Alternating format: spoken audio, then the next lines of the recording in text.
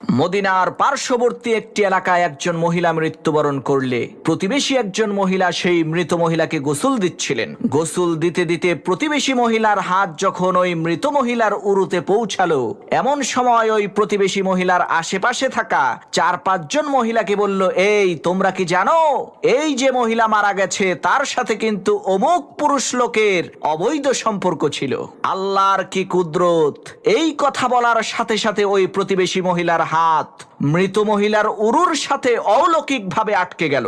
এদিকে জানাজার নির্ধারিত সময় চলে আসলো, অনেক লোকজন জড়ো হলো, কিন্তু কি আশ্চর্য বিষয়, ওই মৃত মহিলাকে গোসল দেওয়াই শেষ হচ্ছে না। তখন বাড়ির পুরুষ লোকজন পর্দার আড়াল থেকে প্রতিবেশী ওই মহিলাকে জলদি করে গোসলের কাজ সম্পূর্ণ করতে বলল। তখন ওই প্রতিবেশী মহিলা বলল, আমি তো এই লাশকে জলদি করেই ছেড়ে দিতে চাই, কিন্তু এই লাশ তো আমাকে ছাড়তে চায় না।